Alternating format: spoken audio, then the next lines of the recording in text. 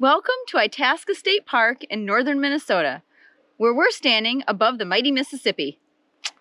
It's down there, it's back there. Maybe not so mighty. It doesn't look like much right now, but it will later when it travels all the way down to the Gulf of Mexico, where it empties out, over 2,500 miles from here. One of the main draws at Itasca State Park is that you get to visit the headwaters of the Mississippi River, and we did that yesterday. And I think we're doing it again today because you're hot and you want to get wet.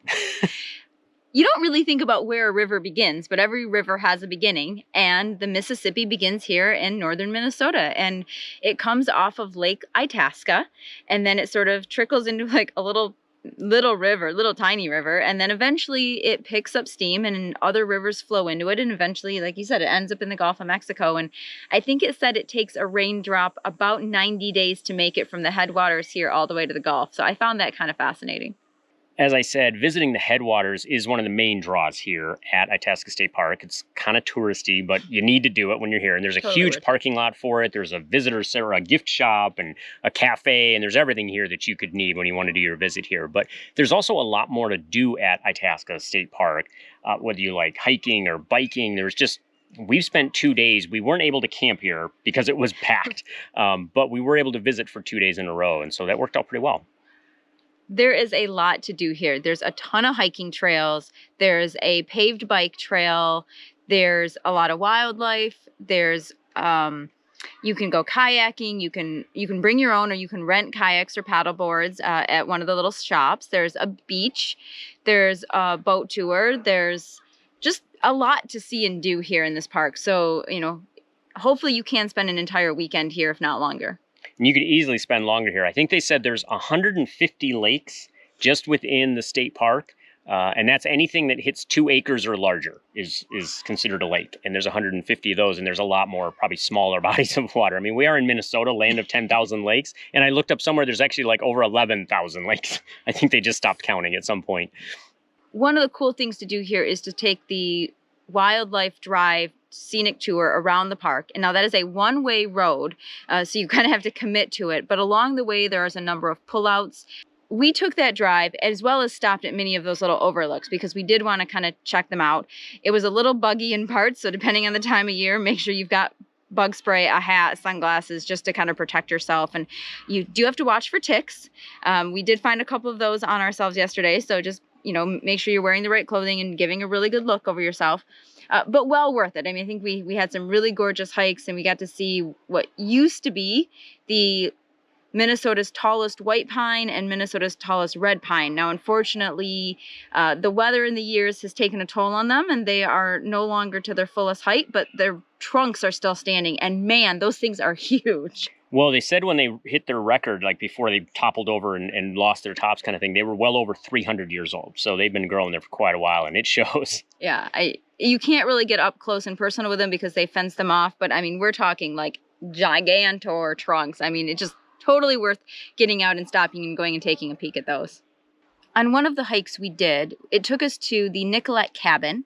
And when we weren't getting eaten by the deer flies and the ticks and the mosquitoes, we came across an old forestry cabin in the woods that was used by a lot of different people over the years. Originally the forest people who were marking the timber to be sold, and then by the fire wardens and the game wardens and a lot of different people through the state park service. And so that was kind of cool.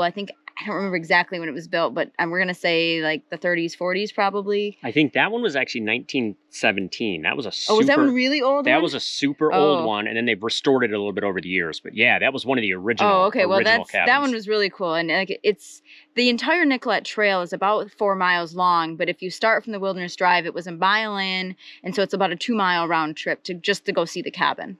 It was a nice trail. It was a little buggy yesterday, but it was nice in there. And then further down, as you continue around the Wilderness Drive, actually towards the end of the drive, as you're coming out of the one-way loop, there is actually a fire tower that you can hike to, that you can still get to. I think there were 150 towers originally in Minnesota, and there's 45 or so left, which I thought was actually really interesting to have that many left. And this one it's either Aiton or Aiton. It's Aiton. So however you say that in Minnesota, that's how it's pronounced. It's 100 feet to the top, and you can climb all the way up there, and it's a really gorgeous view of the entire Itasca State Park, as well as on a good day, there are little signs up there showing you north, south, east, west, what you can see, and they pointed out Bemidji and a number of other towns in the area and the Continental Divide portion of Minnesota, and all the different lakes. I mean, you can see for miles up there. It was really cool. I really appreciate that. I thought that was neat that they did that at the top of the fire tower, it marked all the different things in the landscape that you could see. Because a lot of times you're like, oh, that's really neat. Look how far you can see. But you don't realize, unless it's marked on a map or a chart, what you're actually looking at. So that was neat that they had done that. Wow, this is amazing. What a cool view of the Itasca State Park and the surrounding area. And it's crazy to think that they were up here looking for forest fires and how much forest is out here. So crazy job. Really cool, worth the trip if you can hike, climb up the steps. But the drive itself, it's just a pretty drive to do. Even if you aren't into getting out and hiking and visiting things and climbing fire towers, just to do the slow drive through is really neat, and you might see wildlife along the way. I actually thought it might be kind of cool to do it more in the evening, sort of dusk or dime, when we might see more wildlife out and about. We were kind of on the road about 2 in the afternoon, and it was 85 degrees, so probably most of the wildlife was bedded down.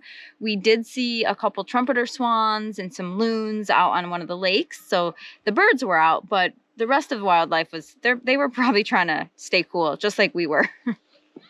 If you are interested in coming to Itasca State Park and staying here to enjoy all of the activities, you have a lot of options for ways to stay here. There's a big lodge, there are cabins, there's a couple of different campgrounds that we drove through as well.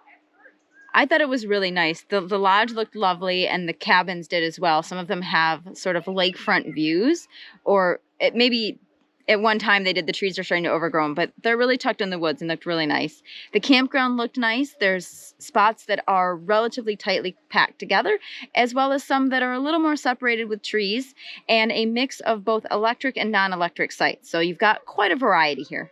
I would mention, if you're going to book a campsite at a campground in Minnesota, if you want electric, make sure you get the ones that have a number and then the letter E. Mm-hmm. So 7E means electric.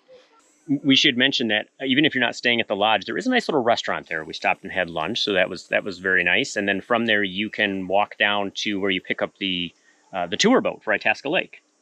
Lake Itasca. Lake Itasca. We just came off the Chester Charles II. It's a very old flat-bottom boat that they use to take you out on a tour of Lake Itasca to see the various sites along the way, and then you make it all the way out to the headwaters of the Mississippi and turn around and come back. It was a really nice boat ride. It does sort of recreate and show you the path that the original explorers took when they discovered the headwaters of the Mississippi. And so you kind of can put yourself back in time a little bit to think about what the lake was like back then and what they saw and what they had to go through. And they even talked about stopping what they were hoping was for a relatively long break, except for they ended up getting eaten alive by mosquitoes, and so it was a very short break as they paddled across the lake. So nothing has changed really there. Yeah, it's funny. They said they stopped for a rest, but didn't get any rest. And we can relate to that because in our hikes that we've had, there's been a plenty of deer flies and mosquitoes, and they said that was a real problem for them. So, it's $20 are tickets for adults. Kids are a little bit cheaper. And it's about a 2-hour ride, as I said. But it's a nice, relaxing ride to head on out and check out different things. There's different wildlife along the way. We saw a few different animals. We saw the Minnesota state bird, which is the loon. We saw an osprey. We actually saw a bald eagle up in the tree, and they say you do see them about 85% of the time on the trips, and we did get lucky today and see one up in a big pine tree, so that was kind of a nice treat. It's nice. It's a different view of the lake. It was interesting because we did a lot of our hikes and visiting of Itasca State Park yesterday. And so today, when he was pointing out different things along the shore, like just different things about the different areas you can hike to, it was neat to see him from the water. It was a real neat perspective to see that. And like you said, you are on board for about 2 hours, maybe a little bit less. There are bathrooms on board if you need them. And there is concessions galley. So water, popcorn, pop, coffee, that kind of thing is available while you're out there. Well, that's important because you can't bring your own on board, and especially on a day like today where it was super hot, you're going to want to bring some cash so you can buy a bottle of water and hat and a sunscreen. There is cover, so you can stay under the canopy if you wish as well, but it's kind of just nice to be out in the back and get a good view of everything. That's true, yeah. You can sit down below where the windows are, and there's a little bit of an opening there, or you can sit up on deck where it's wide open and get a nice breeze and a nice view. So depending on the weather, what you want to do and what you want to see, it's a great opportunity to check out Lake Itasca. Down near the boat launch, whether you're taking the boat or not, go out behind the lodge and you can walk to the Old Timers Cabin. This was one of the very first, and actually I think the first project that the CCC built here in Itasca State Park. And it's really cool because the logs they used were so huge that the entire building is only 4 logs high. And a typical cabin is normally like 12 to 16 logs high. So that just shows you how big these logs actually were. And just the whole CCC project in general was really cool, and what they were able to do here to help, kind of create the park. But the Old Timers Cabin is just a short hike. It's off a little boardwalk down from behind the lodge. So pretty much anybody can get there, and it's worth going to check out. If you want to do a little bit longer hike, that Old Timers Cabin is actually on part of the Dr. Roberts Trail. And if you take that loop, it's about 2 miles, and the cabin's more toward the end. Or if you don't want the big hike, you just take the little boardwalk area and get there. But either way, it's a neat thing to see. We really liked Itasca State Park. We think that everybody should come here. I think it was the first Minnesota state park built, if not one of the first. Sorry, I didn't quite remember my history on that one. But either way, it's really cool. But it's also really hot here. And so because we're here at the headwaters of the Mississippi, we're going to go cool off in the Mississippi River, because you can't do that just everywhere. Yeah, that's not something you hear every day. But get here if you can. Check out the headwaters. Check out all the things that you can do here. Keep on trekking. And we'll see you out there.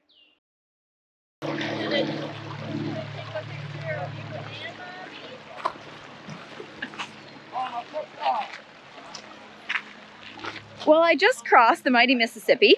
My wagon didn't tip over and I didn't die of dysentery. Oh wait, this is Minnesota and that's the Oregon Trail. But either way, this is not what most people think of as the Mississippi River, but this is the headwaters of the Mississippi, where it starts a long way from the Gulf of Mexico. As you can see, there's a lot of people. It's a little touristy, but it's definitely worth a visit, and everybody should at least stick their feet in to say that they've been in the Mississippi River. Sitting in the Mississippi River.